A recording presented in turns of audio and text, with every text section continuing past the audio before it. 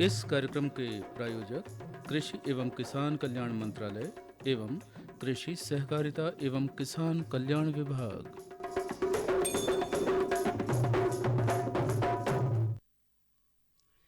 सभी किसान भाइयों बहनों सभी श्रोताओं को संतू भैया की राम राम। और मैं लेकर हाजिर हूँ किसान भाइयों का मन पसंदीदा कार्यक्रम हेलो किसान वाणी। तो स्वागत है आप सभी का कार्यक्रम हेलो किसान वाणी में। और आप सभी को ये बताना चाहूँगा किसान भाइयों कि आज हेलो किसान वाणी कार्यक्रम में आपको बहुत ही अच्छी जानकारी जो है मिलने वाली है, जो हमारी खेती बाड़ी में बहुत ही उपयोगी है। हमारा आज का विषय भी हम आपको बताना चाहेंगे और आज के हमारे विषय विशेषज्ञ कौन हैं ये भी बताना चाहेंगे, और आप लाइव फोन इन कार्यक्रम में अपनी जिज्ञासाओं का समाधान भी पा सकेंगे। तो किसान भाइयों, आज का हमारा हेलो किसान वाणी का विषय है मौसम आधारित कृषि और उर्वरकों का संतुलित प्रयोग। इस विषय पर आप अपने प्रश्नों का समाधान प्राप्त कर सकेंगे। और आज के विषय विशेषज्ञ होंगे हमारे अपने साथ आंचलिक कृषि अनुसंधान केंद्र चंदनगांव छिंदवाड़ा के ग्रामीण कृषि मौसम सेवा के तकनीकी अधिकारी डॉक्टर संत कुमार शर्मा जी, जो कि हमारे स्टूडियो में उपस्थित हैं। तो किसान भाइयों, इसी विषय के अंतर्गत आप हमारे स्टूडियो में फ़ोन लगा सकते हैं और हमारा फ़ोन नंबर एक बार हम आपको बता ही देते हैं। 8989116346। एक बार पुनः सुन लें, 8989116346। और हमारा आज का विषय एक बार पुनः मैं बता दे रहा हूँ, मौसम आधारित कृषि एवं उर्वरकों का संतुलित प्रयोग। इस विषय पर आप हमें कॉल कर सकते हैं। तो डॉक्टर साहब, हमारे इस कार्यक्रम में हेलो किसान वाणी में बहुत बहुत स्वागत है आपका। जी, बहुत बहुत धन्यवाद संतू भैया, और हमारे सभी श्रोताओं को भी मेरी राम राम। जी डॉक्टर साहब, जैसा कि हम जानते हैं कि आज के समय कृषि का जो है आधुनिक दौर है। जी। खेती किसानी में नई नई तकनीक उपयोग होना और हो ही रहा है ना। इसी के साथ मौसम आधारित खेती भी की जा रही है। तो आज के समय की मांग है मौसम आधारित खेती। हम आपसे जानना चाहेंगे कि ग्रामीण कृषि मौसम सेवा ये क्या है? जी, बहुत अच्छा प्रश्न संतू भैया आपने किया है। ग्रामीण कृषि मौसम सेवा परियोजना ये एक भारत सरकार पृथ्वी विज्ञान मंत्रालय के अंतर्गत भारतीय मौसम विज्ञान विभाग की एक बड़ी अच्छी महत्वाकांक्षी परियोजना है।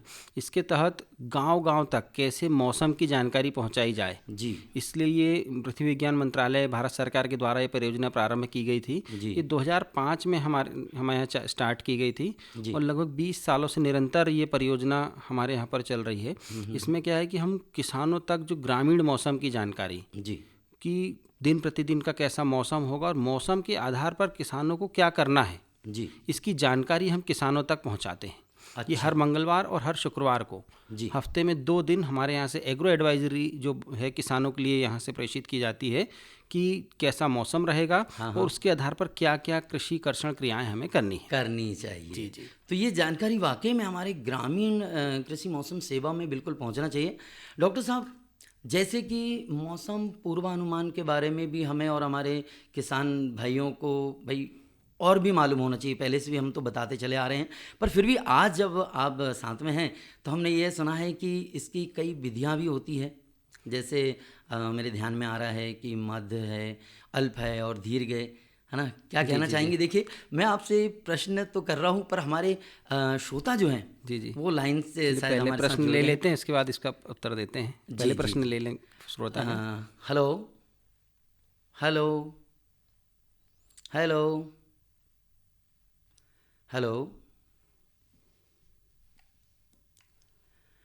डॉक्टर साहब, ऐसा लग रहा है उनका संपर्क शायद टूट गया है। जी। मैं जैसा कि पूछने जा रहा था, आपने बताया कि ग्रामीण कृषि मौसम सेवा क्या है, आपने बताया। और डॉक्टर साहब, जैसे मौसम पूर्वानुमान के बारे में हमें और हमारे किसान भाई को बताएं। और हमने यह मतलब सुना भी है, इसकी कई विधियां होती है जो मैंने अभी आपको जी। क्या कहना चाहेंगे? जी बिल्कुल, जैसे कि मौसम का हम अभी आपने पढ़ा होगा पेपर में भी कि मई जून के महीने में ही हमारे पास एक खबर आई थी कि इस बार मौसम सामान्य रहने वाला है। 106% बारिश ओवरऑल हमारे यहाँ दिखाई दे रही थी। तो ऐसा हम मानते हैं कि 106% मतलब +-10, 10 आगे 10 पीछे, यदि 100 मतलब 90 से लेके 110 तक यदि आंकड़ा दिखता है प्रतिशत तक, जी तो हम मानते हैं कि हमारे यहाँ अच्छी बारिश होगी, मतलब सामान्य वर्षा मानी जाएगी। तो ये जो होता है ये 6 महीने पहले हमको बता दिएगा, 3-4 महीने पहले कैसी होने वाली है। जी। ये कहलाता है दीर्घ अवधि मौसम पूर्वानुमान, लॉन्ग टर्म वेदर फोरकास्टिंग। इसकी अवधि लगभग 6 महीने की होती है। अच्छा हाँ, पर इसके थोड़ा सा ड्रॉबैक है, इसकी सटीकता उतनी अच्छी ज़्यादा नहीं है। जी ये लगभग 60% 65% ही सटीक बैठ पाता है, जी क्योंकि उसका माइनस पॉइंट ये कि ये बहुत बड़े क्षेत्र के लिए एक तो होता है जी जी और जी। बड़े लंबे समय के लिए होता है। अच्छा और मौसम की गतिविधि दिन प्रतिदिन चेंज होती है, तो कभी कभी थोड़ा सा उसमें कम, इसलिए इसकी एक्यूरेसी लगभग 60-65% आती है। अच्छा अच्छा अच्छा जी अच्छा। जी चलिए देखिए, हम आपसे विधियों के बारे में जानेंगे। ये हमारे एक श्रोता जो हैं लाइन पे हैं। जी जी हेलो हेलो। हेलो। जी हेलो। नमस्कार, कौन बोल रहे हैं? नमस्कार सर जी, संतु जैन जी को मेरा नमस्कार और डॉक्टर साहब को भी नमस्कार। जी जी जी नमस्कार मैं नमस्कार। न्यूटन चिकली नंबर 11 से देवी शंकर गुप्ता बात कर रहा हूँ ना सर। अच्छा अच्छा अच्छा, गुप्ता जी बोल रहे हैं। जी जी, जी बहुत जी जी बहुत बहुत स्वागत है हेलो किसान वाणी में। हाँ बताइए, जी। आपका क्या प्रश्न है? सर मेरा प्रश्न ये था कि मतलब जो हमारी ये मक्का की जो फसल है 10-12 दिन की बेरुखी जो मौसम की हुई है, अच्छा तो बहुत तेज धूप तप रही है, तो इस वजह से मतलब एक तो मिट्टी बहुत कड़ी हो गई है, हाँ हाँ दरारें पड़ने लगी वहाँ पे खेतों में, जी और पौधे हमारे पीले पड़ने लगे हैं और झुक भी गए हैं। अच्छा तो ऐसे विषम परिस्थिति में मैं डॉक्टर साहब से ये जानना चाहूंगा कि हम क्या उपाय करें जी जी कि जी जो जी। हमारी फसल मतलब स्वस्थ हो जाए और मतलब हमको उत्पादन अच्छा मिल पाए। चलिए, बहुत ही अच्छा प्रश्न है आपका। डॉक्टर साहब, आपने प्रश्न सुना है गुप्ता जी जी जी का, जी जी तो आप क्या कहना चाहेंगे? जी गुप्ता जी, बड़ा अच्छा प्रश्न आपने किया है। लगभग जो आज आपकी समस्या है, मैं ऐसा मानता हूँ जिले में लगभग लगभग सभी किसानों के लिए समस्या है। और अभी जैसा कि वेदर फोरकास्टिंग या मौसम पूर्वानुमान के द्वारा जो हमें अभी प्राप्त हुआ है, उसमें हम ये माने कि 4 से 5 दिन और अभी ऐसी ही स्थिति रहेगी जी कि 15 के जी जी आसपास फिर थोड़ा सा वेदर का सिस्टम चेंज होगा। अभी कहीं भी हैवी रेन हमें नहीं दिख रही है, कि हल्की ही बारिश कहीं, वो भी आइसोलेटेड प्लेसेस में कहीं कहीं हो सकती है। मतलब बारिश का ये माने कि अभी नहीं दिख रही कहीं भी। तो ऐसी स्थिति में पहला तो ये है कि हम किसी भी प्रकार का खरपतवार नाशी वगैरह बिल्कुल भी ना स्प्रे करें। ठीक है, आपको यूरिया बिल्कुल नहीं डालनी है, अभी कोई भी खाद ऐसे नहीं डालनी। हाँ, पर्णिम छिड़काव आप 19-19 वगैरह का यदि जहाँ बहुत डाउन है वहाँ कर सकते हैं, या किसी प्रकार का जी खाद का और कीटनाशी का आप स्प्रे कर सकते हैं सवेरे शाम के समय। और किसी जी प्रकार का खाद का फिलहाल आपको उपयोग नहीं करना है। और जैसे जी पीलापन आपने बताया, तो पीलेपन के लिए जनरली आपको सिंपल 19-19 के साथ मैग्नीशियम सल्फेट जो माइक्रोन्यूट्रेंट होते हैं, उसका स्प्रे कर जी सकते हैं। तो पर्णिम छिड़काव हम कर सकते हैं, पर किसी भी बेसल डोज हमको खाद का अभी नहीं देना। जब तक पर्याप्त नमी ना हो, किसी भी प्रकार की जी दानेदार खाद का प्रयोग ना करें। जी। जी जी बहुत बहुत धन्यवाद सर, बहुत। चलिए, जी। मैं ऐसा मानता हूँ कि हमारे गुप्ता जी की जो है जो जिज्ञासा है उन्हें समाधान मिल गया होगा। डॉक्टर साहब, इसमें जैसे गुप्ता जी ने बताया है कि ये प्रॉब्लम है, तो क्या पानी की कमी से भी जी जी, ये बिल्कुल होगी? क्योंकि बिल्कुल भूमि इन्होंने बताया कड़ी हो रही है। कड़ी हो रही है। जैसे ये अभी हम दिख रहा है, ऊपर की परत एक कड़ी हुई, पर ज़मीन में अभी नमी है। ये मानती है, हाँ 8 दिन तक यदि ऐसी स्थिति रहती है तो थोड़ी सी विषम परिस्थिति निर्मित हो सकती है। या जहाँ पर बहुत हल्की ज़मीन है, बर्रा ज़मीन जिसे कहते हैं, वहाँ थोड़ी प्रॉब्लम आ सकती है। और जो अच्छी मोटी ज़मीन है, तो अभी का जो जिस समय का जो बारिश चल रहा है, ये मानिए कि ये बहुत फेवरेबल है। ऐसी ही बारिश हुई तो मक्के की फसल बहुत अच्छी हमारे यहाँ होने वाली है। अच्छा, जी। तो अपने पास का पानी अपन रिलाई कर सकते हैं, हाँ, दे यदि सकते हैं। बहुत हल्की ज़मीन है जहाँ आप लग रहा है कि बिल्टिंग हो गई, पौधे कान डाल दे रहे हैं एकदम, शाम के समय आप देखें, शाम को भी यदि पौधा स्ट्रेट नहीं हो पा रहा है और उसके नीचे जैसे पत्ते नीचे झुके दिख रहे हैं, जी तो जी आप उसमें सिंचाई कर सकते हैं। जी जी, बहुत बढ़िया। देखिए, एक और जो है कॉलर हमारे बीच में है। Hello hello hello. Hello. Hello. हाँ जी, कौन बोल रहे हैं आप? हाँ, ढेकू मस्कोले वैदाबाद तहसील कुरई जिला खीरी से बोल रहा हूँ। आलू कौन से महीने में लगाना चाहिए जी? आप सिवनी ज़िले से बोल रहे हैं। चलिए, सबसे पहले तो बहुत बहुत स्वागत है आपका हमारे हेलो किसानवाणी कार्यक्रम में। हमारा मक्का निकल गया है, तो जी। मक्का कटने के बाद आलू कौन से महीने में, सितंबर में लगा सकते हैं क्या, ऐसा पूछ रहा था मैं। हाँ हाँ बिल्कुल डॉक्टर साहब, जी ये जी आप बिल्कुल। आप सितंबर के फर्स्ट वीक से आलू, हम अर्ली जो आलू की क्रॉप है वो सितंबर के पहले हफ्ते से लेकर 15 सितंबर के आसपास, जैसी आपकी सॉइल की कंडीशन हो उसके हिसाब से 15 सितंबर, हाँ तो 15 सितंबर के आसपास आप आलू को लगा सकते हैं जी। उससे पहले लगाएंगे थोड़ा सा नुकसान होने की संभावना रहती है, पर 15 सितंबर के बाद से आप आलू अर्ली वैरायटीज़ लगा सकते हैं। जी। जी चलिए, आपका भी ये आपकी समस्या का समाधान हो गया होगा। डॉक्टर साहब, हम बात कर रहे थे कि मौसम पूर्वानुमान में जी जी बिल्कुल, जैसे कि अपनी अल्प, मध्य और दीर्घ, है ना? दीर्घ की अभी हम चर्चा कर चुके हैं जी। इसके अलावा होता है मध्यावधि पूर्वानुमान। जी। इसकी जो ड्यूरेशन होती है लगभग ये 1 दिन से ज़्यादा और 15 दिन के आसपास की इसकी ड्यूरेशन होती है। जी। जो बेसिक हमें फोरकास्टिंग प्राप्त होती है मध्यावधि पूर्वानुमान होता है, मिड टर्म फोरकास्टिंग प्राप्त होती है। जी जी तो इसकी एक्यूरेसी 70+ तक जाती है, जी क्योंकि ये एक स्पेसिफिक जिले के लिए होता है। और अब तो हमारे यहाँ विकासखंड लेवल पे भी फोरकास्टिंग हमें प्राप्त होने लग गई है। जी जी और एक बहुत जल्दी ऐसा समय आएगा कि हमें साइट स्पेसिफिक, मतलब अपने क्षेत्र का हम जहाँ खड़े हैं वहाँ की फोरकास्टिंग प्राप्त होगी। अच्छा। इसके अलावा एक होती है 4 घंटे से 24 घंटे के बीच की, जी जिसे हम नाउकास्टिंग या शॉर्ट टर्म या अल्पावधि पूर्वानुमान कहते हैं। बिल्कुल। इसकी सटीकता जो है, नाउकास्टिंग की सटीकता 80% प्लस जाती है। अच्छा। इसकी एक्यूरेसी परसेंट जो है 80 से ज़्यादा होती है, कि हम 100 बार यदि बता रहे हैं तो 80 बार लगभग होगा, क्योंकि एक तो ये छोटे क्षेत्र के लिए होती है और कम समय के लिए होती है। अच्छा। तो एकदम बिल्कुल परफेक्ट इसका आता है। अब आपके मन में एक प्रश्न आ रहा होगा कि 4 घंटे पहले यदि मुझे बताया जाए तो मैं क्या करूँगा, क्या करूँ? हाँ, हाँ, ये बिल्कुल प्रश्न बिल्कुल प्रश्न आता है। तो ये किसान के मन में भी आता है। तो उसमें हम क्या कहते हैं कि देखिए, हम होने वाले नुकसान को रोक तो नहीं सकते हैं, जी जी पर हाँ कम जरूर कर सकते हैं। हाँ, कैसे कि मान लीजिए आपके से गेहूं कट के आई, जी एक आपके आंगन में 50-60 क्विंटल का ढेर लगा हुआ है, जी तो आप 4 घंटे में उस ढेर को उठा के अंदर तो नहीं कर सकते हैं, हाँ हाँ पर हाँ क्या कर सकते हैं, पाल पर्दे की व्यवस्था कर सकते हैं, उसको ढकने की व्यवस्था कर सकते हैं। कहीं से यदि पानी नीचे से आने की संभावना, नाली बना सकते हैं। जी जी तो हम प्रिकॉशनरी मेजर्स अपना सकते हैं। जी तो ये सबसे फायदेमंद किसान के लिए नाउकास्टिंग होती है। क्या बात है। जी जी देखिए किसान भाइयों, वाकई में मौसम पूर्वानुमान के बारे में बहुत ही अच्छी जानकारी आपको मिल रही है और आप इस जानकारी को बिल्कुल अपने में रखें। डॉक्टर साहब, हमें मौसम की यदि जानकारी घर बैठे यदि मिल जाए, इन्हें कैसे प्राप्त हो सकती है, या इसके लिए कोई ऐप वगैरह भी होगा? जी जी बिल्कुल है।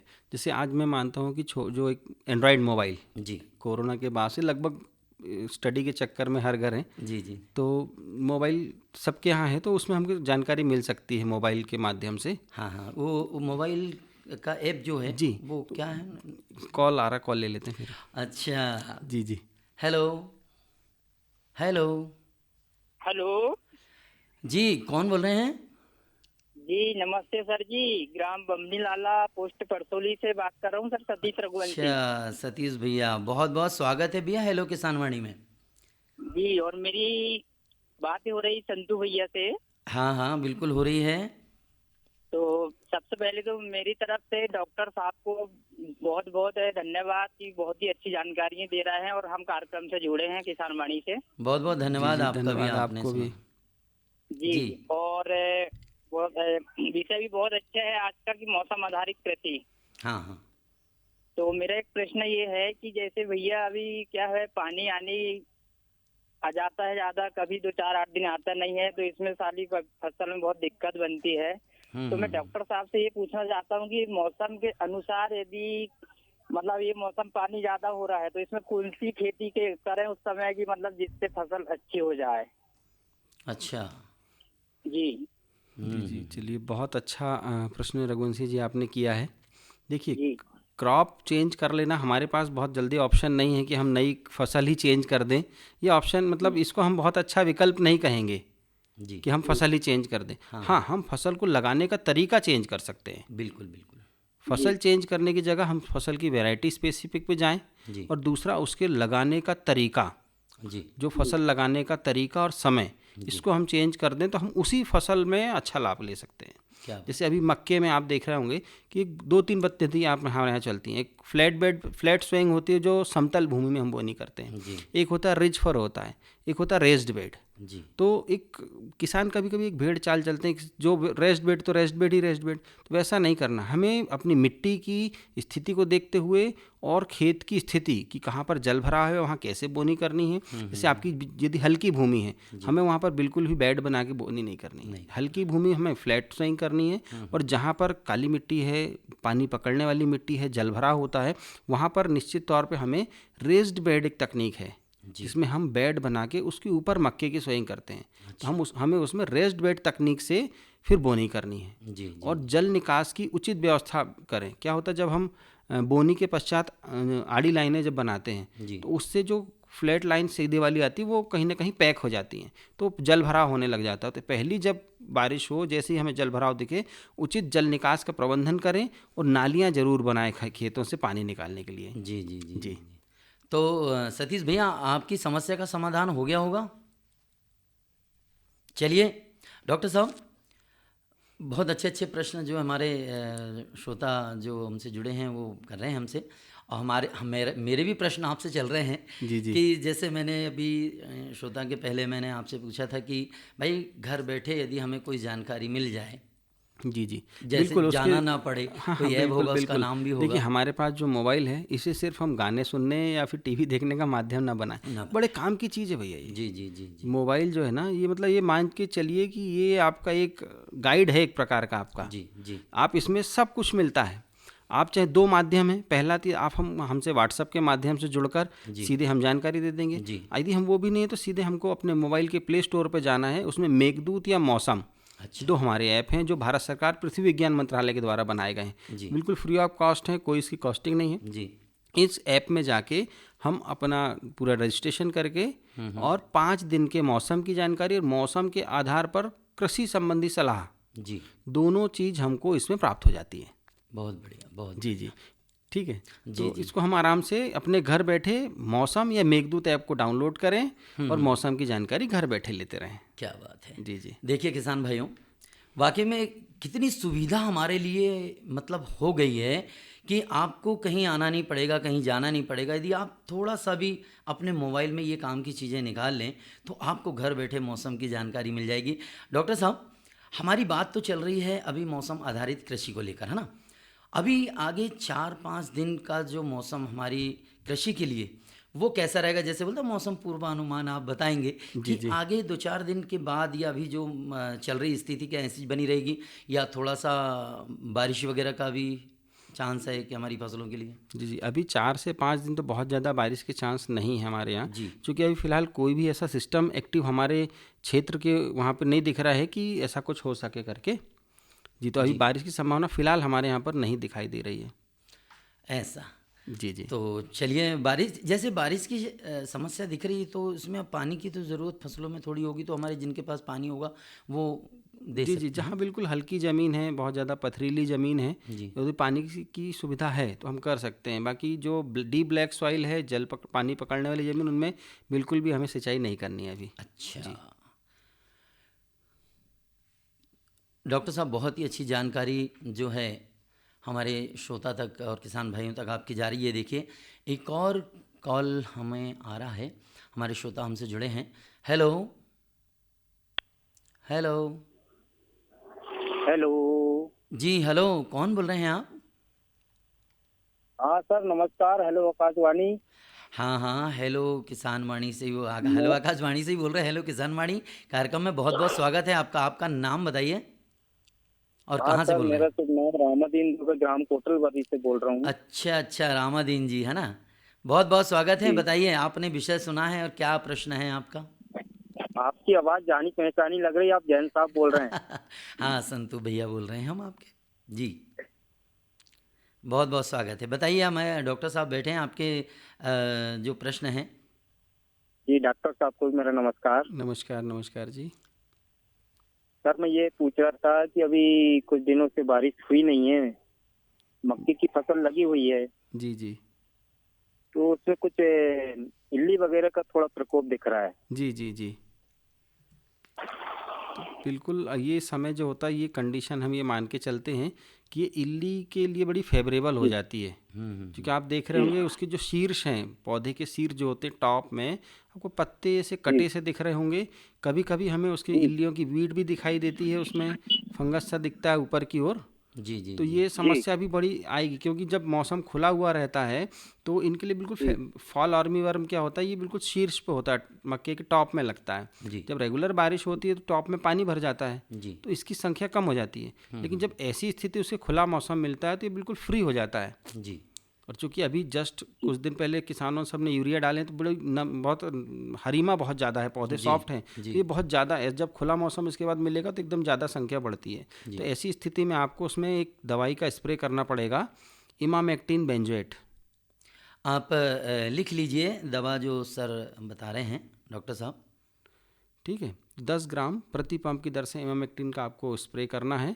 और हाँ, अब फसल चूँकि बड़ी हो गई है, किसान भाई विशेष ध्यान रखते हुए और विशेष सावधानी बरतते हुए स्प्रे करेंगे। जी जी। आप यदि बहुत ज़्यादा बड़ी फसल है तो हेलमेट लगा लें, हम कह रहे हैं। आप जैसे या तो पीपी किट पहन के हम स्प्रे करें जी, या फिर हेलमेट लगा लें, तो आपका चेहरे पे दवाई ना आए, क्योंकि अभी फसल की सब जगह स्थिति ऐसी है कि आपके सर के हाइट के आसपास फसल है, जी क्योंकि दवाई तो दवाई है। हाँ तो बिल्कुल। सावधानी विशेष बरतें, मास्क लगाएं और सिर में हेलमेट लगाकर ही आप दवाई का स्प्रे करें। बिल्कुल जी, बिल्कुल डॉक्टर साहब, मैं यही क्वेश्चन आपसे करने ही वाला था, आपने बताया है। जी, जी, जी। चलिए देखिए, एक महत्वपूर्ण संदेश जो आ रहा है, हम जी, संदेश सुन लेते जी जी जी।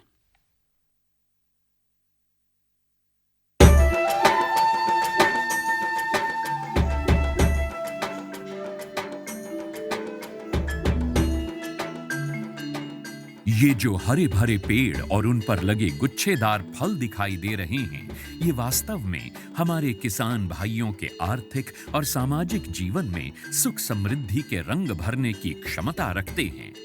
ऑयल पाम की खेती से किसान सामान्य फसलों की तुलना में कम लागत एवं मेहनत से अधिक आय प्राप्त कर सकते हैं। इसके माध्यम से किसान खाद्य तेलों का उत्पादन बढ़ाकर देश के विकास में अपनी भागीदारी सुनिश्चित कर सकते हैं। लेकिन ये सब कैसे संभव है, आज इसी के बारे में बताएंगे अपने किसानों को। ऑयल पाम एक बहुमुखी तेल है जिसके कई अलग अलग गुण और कार्य हैं जो इसे बेहद उपयोगी और व्यापक रूप से इस्तेमाल किया जाने वाला बनाते हैं। ऑयल पाम के फल से सबसे अधिक तेल प्राप्त होता है। प्रति हेक्टेयर 20 से 25 टन फलों की उपज देने वाले इसके पेड़ परिपक्व होने के बाद लगभग 30 साल तक फल देते रहते हैं। यही नहीं, इन पेड़ों के बीच अंतर्वर्ती फसलें उगाकर किसान दोहरी आय भी प्राप्त कर सकते हैं। इसके अतिरिक्त सरकार की ओर से भी इसकी खेती के लिए काफी सहायता उपलब्ध करवाई जाती है। भारत सरकार की ओर से 2021-22 में खाद्य तेलों पर राष्ट्रीय खाद्य तेल मिशन, तेल palm national mission on edible oils, oil palm NMEO-OP की शुरुआत की गई।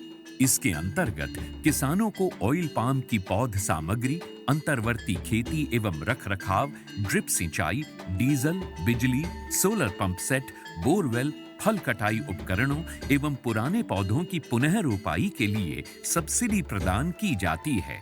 इस मिशन के अंतर्गत किसानों को 1 से 5 लाख तक की राशि प्रति हेक्टेयर की वित्तीय सहायता उपलब्ध कराई जाती है।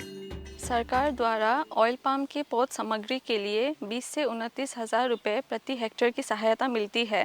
इसके अलावा भी सरकार पहले 4 साल तक 42,000 रुपये प्रति हेक्टेयर की सहायता अंतर्वर्ती फसल एवं रखरखाव के लिए भी मुहैया कराती है। इस मिशन के अंतर्गत ड्रिप सिंचाई के लिए 30,000 रुपये प्रति हेक्टेयर की सहायता अतिरिक्त दिया जाता है। साथ ही किसानों के लिए फसल कटाई मशीन और ट्रैक्टर ट्रॉली की खरीद के लिए भी सहायता का प्रावधान है। कुछ किसानों के मन में ये शंका है कि ऑयल पाम के पेड़ों की सिंचाई के लिए अधिक मात्रा में पानी की आवश्यकता होती है। ये पर्यावरण के लिए ठीक नहीं है।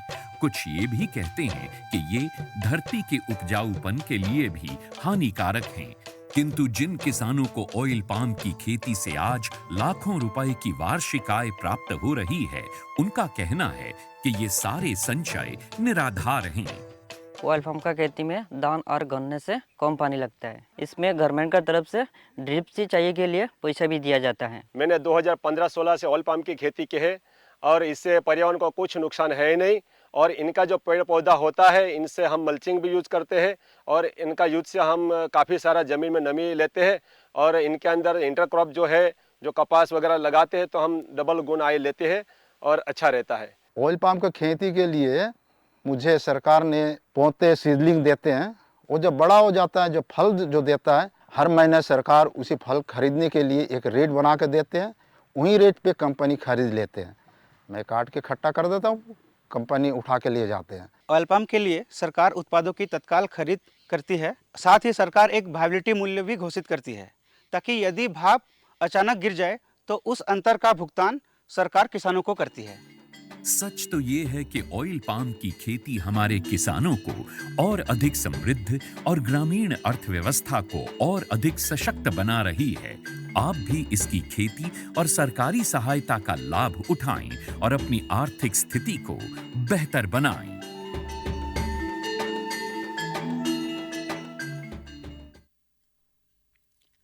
डॉक्टर साहब देखिए, संदेश भी हमें कुछ ना कुछ बिल्कुल बता जाते हैं कि भाई, अच्छा। है ना, तो इसलिए संदेश भी जो आते हैं ना हमारे लिए बहुत ही काम के होते हैं। डॉक्टर साहब हम बात कर रहे हैं, ओहो हो, ये एक और कॉलर जो हैं इन्होंने कॉल किया। हेलो हेलो हेलो सर, नमस्कार जी। नमस्कार जी, कौन बोल रहे हैं जी? न्यूटन से हरिराम साहू। अच्छा, न्यूटन से हरिराम साहू जी, बिल्कुल बिल्कुल, बहुत बहुत स्वागत है आपका हेलो किसान वाणी में जी। अभी डॉक्टर साहब हैं, आप कौन सा प्रश्न आप कर रहे हैं, पूछ रहे हैं, आप पूछिएगा। जी हेलो हेलो सर, नमस्कार जी जी, आपका प्रश्न बताइए। सूखे के मौसम को देखते हुए फसलों में जैसे मक्का में कौन से उर्वरक का प्रयोग करें जिससे कि मक्का हरा भरा रहे? जी जी जी जी जी, डॉक्टर साहब आपने सुना है हरिराम जी जी की जी बात? बिल्कुल, साहू जी की बात मैंने सुनी है। साहू जी, जैसे पहले आपको बता दें कि अभी किसी भी प्रकार का बेसल डोज जो हम दानेदार उर्वरक देते हैं, वो जब तक जमीन में पर्याप्त मात्रा में नमी नहीं आ जाती है आपकी, जैसे अभी बारिश चूँकि 4-6 दिन और नहीं दिख रही है उस प्रकार की, तो अभी 4 से 5 दिन आपको किसी भी प्रकार का कोई भी बेसल न्यूट्रेंट नहीं देना है जो हम जड़ों में देते हैं दानेदार, उसका नहीं करना। हाँ, आप बीच में फॉलियर स्प्रे जरूर जो है 19-19 वगैरह का एक फॉलियर स्प्रे कर सकते हैं, जो पर्णिम छिड़काव हम जिसे कहते हैं, उसको किया जा सकता है। 19-19 जी जी जी, 19-19-19 साथ में आप मैग्नीशियम सल्फेट उसमें मिला लेंगे तो वो माइक्रोन्यूट्रेंट भी हो जाता है, या फिर जिंक एडीटीए का साथ में कर सकते हैं। तो एक ये पर्णिम छिड़काव आप कर सकते हैं। पर हाँ, किसी भी प्रकार का बेसल डोज जो दानेदार जड़ में हम देते हैं, वो कोई भी खरपतवार उर्वरक आपको फिलहाल नहीं देना है जब तक पर्याप्त नमी नहीं हो जाती तब तक। जी हाँ जी जी। चलिए हरिराम जी, आपकी समस्या का समाधान हो गया होगा। डॉक्टर साहब हम बात कर रहे थे अभी तक मौसम की, और अब बात हमारी आरंभ हो गई है कि फसल में उर्वरकों का उपयोग जो होता है, हाँ बहुत होता है, लेकिन संतुलित उर्वरक ये बहुत कम कर पाते हैं। तो संतुलित उपयोग जो हम करें तो इसकी बात ही अलग होती है, क्या कहना चाहेंगे? जी जी बिल्कुल, बड़ा अच्छा प्रश्न आपने किया है, जो कि आज के परिप्रेक्ष्य में वर्तमान में जो परिस्थितियाँ चल रही हैं जी, आप एक निकल जाइए जहाँ कहीं खाद मिल रही, मान लीजिए यूरिया, तो एक ऐसा भीड़ सी लगी दिखती, बहुत किसान सवेरे से शाम परेशान हो रहा है। हमारे यहाँ उतनी आवश्यकता नहीं जितनी यूरिया आ चुकी है जी, पर कहीं ना कहीं ये जो गड़बड़ हो रही, ये मतलब असंतुलित प्रयोग, जी जी, असंतुलित प्रयोग के कारण हो रहा है। हाँ, इसलिए हमें संतुलित उर्वरकों का उपयोग करना चाहिए। जी जी, क्या बात है। देखिए एक और कॉलर हमारे बीच में है। हेलो हेलो जी नमस्कार सर। जी नमस्कार जी, कौन बोल रहे हैं, कहाँ से बोल रहे हैं आप? मैं रविंद्र पहाड़े बात कर रहा हूँ, फॉर्म मोखेल ब्लॉक से, ग्राम तिकाड़ी से। जी बहुत बहुत स्वागत है आपका पहाड़ी जी। जी आपका प्रश्न बताइएगा। डॉक्टर साहब से पूछना था कि मक्के में अभी पानी नहीं गिरा हुआ है जी, तो क्या नैनो यूरिया छींच सकते हैं? जी जी, नैनो यूरिया अभी रुक जाएं थोड़ा सा, कि यूरिया वो यूरिया ही है एक प्रकार से, जी, तो नैनो यूरिया का स्प्रे आप ना करें अभी, क्योंकि यूरिया भी मतलब कहीं ना कहीं, हाँ थोड़ा सा रुक जाइए, जब हल्की नमी हो तब आप नैनो यूरिया का स्प्रे करें। उसकी जगह आप अभी, और इल्ली का प्रकोप थोड़ा ज़्यादा हो रहा है, अभी क्या छिड़काव कर सकते हैं इल्ली के लिए? जी, इल्ली के लिए आप अभी की स्थिति में इमामेक्टिन बेंजोएट जो दवा आती है, कोई भी अच्छी कंपनी की इमामेक्टिन बेंजोएट लेकर 10 ग्राम प्रति पंप की दर से स्प्रे करें। जी जी जी, मैं ऐसा मानता हूँ इनकी भी जिज्ञासा का समाधान हो गया होगा। जी। डॉक्टर साहब अभी मौसम जो है वर्षा का है, पर अभी कुछ वर्षा कुछ रुकी हुई है। इस समय जो है कीट है, रोग है, बीमारी है, ये फसल में बहुत होते हैं, तो किस प्रकार की सावधानी रखकर फसल को हम सुरक्षित कर सकते हैं, रख सकते हैं? जैसे बिल्कुल अभी जो हमारी चर्चा हो रही संतुलित उर्वरकों का प्रयोग, जी, संतुलित उर्वरकों का प्रयोग जब तक हम करेंगे तो ये मान के चलिए कि बीमारी, कीट पतंगे हमारे आधे वैसे ही समाप्त हो जाते हैं। जी, जहाँ हमने असंतुलित किया कि एक देखा जाए तो एक पौधे को जो बेसिक न्यूट्रिएंट्स की आवश्यकता होती है 21 तत्व की आवश्यकता होती है जी, जिसमें से 17 तत्व ऐसे हैं जो अनिवार्य हैं जी, कि इनकी अनुपस्थिति में पौधा अपना जीवन पूरा नहीं कर सकता। जी, जी। पर हम देते कितने हैं? 1 2 3 बस। हम्म। यूरिया डीएपी ज़्यादा बस। होता है एनपीके। जी, अब जी, थोड़ा बहुत चलन हमारे यहाँ जिंक का आ रहा है, जी, पर इसके अलावा भी कुछ जो बेसिक 18 तत्व जो 17 थे अब 18 हो जी, गए। जिन्हें सूक्ष्म तत्व हाँ, कहते हैं। जैसे मैक्रो, माइक्रो और जो होते हैं, जी, जैसे एक प्राथमिक तत्व होते हैं, द्वितीयक होते हैं और एक माइक्रो होते हैं। जी, तो इसमें क्या होता है कि जो नाइट्रोजन, फास्फोरस, पोटास ये ज़्यादा मात्रा में चाहिए, लेकिन माइक्रो न्यूट्रिएंट जो होते हैं सूक्ष्म तत्व ये कम मात्रा में चाहिए होते हैं, पर आवश्यकता इनकी भी होती है। जी, जी, तो हम जब तक हमारे यहाँ पे क्या हो रहा है कि हम सिर्फ यूरिया यूरिया और यूरिया। बस। जी हाँ, तो पहला सबसे देखो संतुलित उर्वरक को उपयोग करना, तो सबसे पहले मृदा परीक्षण जरूर कराएं कि हमारे खेत में एक्चुअली किस चीज़ की कमी है। उसके आधार पर जो संस्तुति हमें प्राप्त होती है उसका फिर प्रयोग करें। जी, जी, यदि जिस जगह हम मक्के की खेती कर रहे हैं, अब निश्चित मानिए कि वहाँ जिंक सल्फेट की आवश्यकता पड़ेगी आपको। जी, जी, जी, जिंक जो तत्व होता है, जी, मैक्रोन्यूट्रिएंट, ये आपको डालना ही होगा। जी, जी, जी, जी, चलिए बात और हम आगे करें। एक और ये श्रोता हैं। हेलो। हेलो जी, जी नमस्कार। अजय यादव बोल रहा हूँ बाबे से। जी, जी नमस्कार, जी नमस्कार, बहुत बहुत स्वागत है आपका हेलो किसान वाणी में। जी, आपने विषय तो सुना ही है। बाबे से। हाँ, बाबई से, बिल्कुल ठीक है, हाँ बहुत जी, स्वागत है। डॉक्टर साहब को ये बधाई देता हूँ। जी, जी, जी, जी, धन्यवाद धन्यवाद। आपका प्रश्न हाँ, बताइए। मैं बोल रहा था कि फसल लगी हुई अपनी महीने 1.5 महीने को गई है मक्के की। अच्छा। हाँ, और उसमें मिट्टी की मतलब नहीं है, तो जी। उसमें क्या है कि छिड़काव कौन सा कर सकते हो उसमें, इल्ली वगैरह?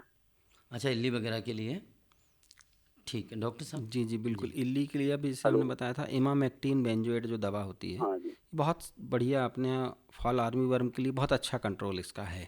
तो कोई भी अच्छी कंपनी की इमामेक्टिन बेंजोएट दवा 10 ग्राम प्रति पंप की दर से लें, और जहाँ से भी दवाई लें ध्यान रखें कि पक्का बिल जरूर लें।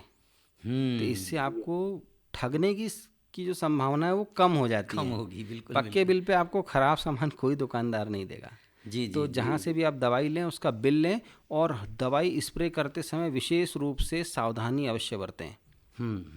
बिल्कुल जी, सही अपने है। फेस को, मुंह को कवर करते हुए प्रयास करें फुल स्लीव्स के कपड़े पहने, कि जितना बॉडी का पार्ट कम से कम बाहर हो ऐसे कपड़े पहने, फुल शर्ट पहने, फुल पैंट पहनकर ही दवा का स्प्रे करें। जी, जी, जी, जी, जी, और दवा का स्प्रे करते समय विशेष ध्यान रखें कि तंबाकू, बीड़ी, गुटखा इनका सेवन ना करें। जी जी जी। और यदि हवा के आपको- माध्यम से दवाई जी जो जी हमारे बिल्कुल मुंह में बिल्कुल जाती मुंह है, में चली जाती है। आंखों से भी जाती है। जी जी जी। तो गॉगल लगाएं, अपने फेस को कवर करें। सबसे अच्छा माध्यम, आप हेलमेट है आपके पास उसको लगा लीजिए। जी, जी, जी, उसका आपका फेस भी कवर हो जाता है, आंखें भी बच जाती हैं, चेहरा बच जाता जी, है। जी, जी, जी। और ग्लव्स जरूर पहन लें हाथ में। जी जी। डॉक्टर साहब देखिए, बातें तो बहुत अच्छी लग रही है और ऐसा लग रहा है कि आगे करते जाएं। अब हमारा अपना कार्यक्रम जो है अब अंतिम दौर पर पहुंच रहा है। मेरे मन में एक बात आई, अभी हम फसल उत्पादन की बात कर रहे थे, हमारे किसान भाई कुछ सब्जी वर्गी फसल भी लगाते हैं, उसमें भी कीट रोग जो है वो हो जाते हैं। जी जी बिल्कुल। उनके लिए क्या जी हाँ, जैसे आप सब्जी वर्गीय लगा रहे हैं तो प्रयास करें कि भाई सब्जी चूँकि हमें सीधे कंज्यूम करनी है तो कम से कम केमिकल का उपयोग करें, और जो जैविक कीटनाशी जो हम अब खुद बना सकते हैं इनका ही प्रयोग हम सब्जियों में ज़्यादा करें। जी ऐसे पत्ते जिन्हें बकरी नहीं खाती है, जी सबसे शानदार है, जैसे पत्ते जो बकरी नहीं खाती है वो सबको हम कीटनाशी बनाने में यूज़ कर सकते हैं। सिंपल उसको उबाल के स्प्रे कर दें, उसको सड़ा के उसका हम उपयोग कर सकते हैं। जी जी जी जी जी। डॉक्टर साहब देखिए, बातें बहुत है, पर अभी बीच में आई थी कि नैनो यूरिया के बारे में, है ना, और डीएपी के बारे में, नैनो डीएपी भी है। जी जी। तो इसके बारे में संक्षिप्त में आप बताएं, फिर इसके बाद हम अपनी बात को यहाँ पर विराम देंगे। जी जी बिल्कुल। नैनो डीएपी, नैनो यूरिया का बड़ा अच्छा प्रश्न आपने किया है। जैसे जो एक बोरी यूरिया है उसको एक बॉटल में कन्वर्ट कर दिया गया है नैनो टेक्नोलॉजी के द्वारा। जी। कि हमें यदि 20 एकड़ के लिए यूरिया चाहिए तो हमें एक पिकअप लेके जाना होता है लेने। जी। पर नैनो यूरिया यदि हम लेने जाएंगे तो एक थैले में हम 20 बॉटल रख के ला सकते हैं। जी जी जी। तो इसका बस ये है कि इसको पर्णिम छिड़काव हमें करना है। मिट्टी में नैनो यूरिया या नैनो डीएपी जो है, मिट्टी में इसका कोई यूज़ नहीं है। अच्छा। कुछ लोग ड्रिप में चला रहे हैं नीचे, इसको बिल्कुल उपयोग नहीं करना है। जड़ों में इसका कोई रिजल्ट नहीं है। हाँ, पर्णिम छिड़काव ऐसे समय पे करें जब पत्ते में पर्याप्त मात्रा में हरिमा हो, उस समय पत्ते अच्छे हों, ढेर सारे हों, जब उस समय हमको इसका स्प्रे करना है, क्योंकि पत्तों से ही एब्जॉर्ब होगा और उसका रिजल्ट आपको दिखेगा। जी जी जी। चलिए डॉक्टर साहब, आज आपने मौसम आधारित जो बात की है कृषि के लिए और उर्वरकों का संतुलित प्रयोग के बारे में हमारे किसान भाइयों ने भी आपकी बातों को सुना है और उनकी जिज्ञासाओं का आपने समाधान भी किया है। निश्चित तौर पर हमारी आज की चर्चा जो है हमारे किसान भाइयों के लिए लाभकारी सिद्ध होगी, है ना? जी जी। डॉक्टर साहब, आपका बहुत बहुत धन्यवाद करते हैं आकाशवाणी की तरफ से और सभी किसान भाइयों की तरफ से जो आप हमारे स्टूडियो में आए। तो किसान भाइयों, ये था हमारा आज का फ़ोन इन कार्यक्रम हेलो किसान वाणी। आपको अच्छा लगा होगा, पर यदि कोई बात ऐसी जिज्ञासा आपके मन में हो रही हो या आपके फ़ोन नहीं लग रहे तो बिल्कुल अगले कार्यक्रम में बिल्कुल ज़रूर आप फ़ोन करिएगा। आपको बताना चाहेंगे कि ऐसे कार्यक्रम आपके लिए ही लेकर हम आते हैं। अब आपसे और सभी किसान भाइयों से विदा लेने का वक्त जो है बन ही रहा है। डॉक्टर साहब, मेरा मन तो जाने का नहीं है, पर फिर भी समय है कि हमें कोई बात तो छूटी नहीं है हमारी ना, सारी बात हो गई है ना? बिल्कुल बिल्कुल। कि हमारे किसान भाइयों के फ़ायदे की जो बात है वो हम ऐसा नहीं चाहते कि भाई हम बचा लें उसको। हम चाहते हैं कि जो चीज़ है वो पूरी हमारे किसान भाइयों तक पहुंच जाए, है ना? जी जी। तो सारी चीज़ें हो गई हैं जी। चलिए, आज के कार्यक्रम में आपको बताना चाहेंगे कि कार्यक्रम में प्रस्तुति और संयोजन था दीपांकर तिवारी और अमोल सेंडे जी का। साथ ही तकनीकी सहयोग हमें मिला चंद्रभान मरावी जी और अनिल कुमार सिंह जी, साथ ही अनिल सनोरिया जी, मृदुल पटवा जी। तो किसान भाइयों, और वक्त तो हो चला है, पर हमारी प्रस्तुति सहयोग हमारी साथी जो है कीर्ति बहन को भी हम धन्यवाद करते हैं।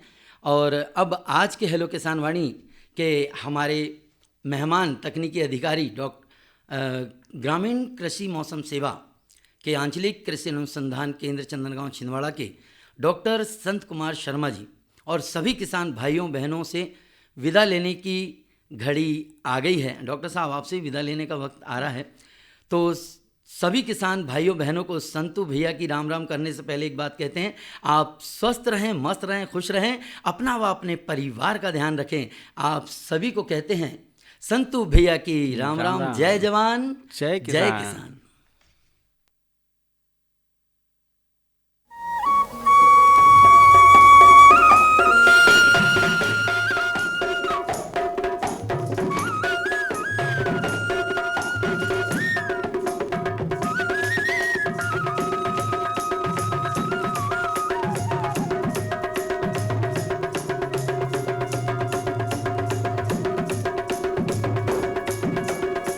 इस कार्यक्रम के प्रायोजक कृषि एवं किसान कल्याण मंत्रालय एवं कृषि सहकारिता एवं किसान कल्याण विभाग।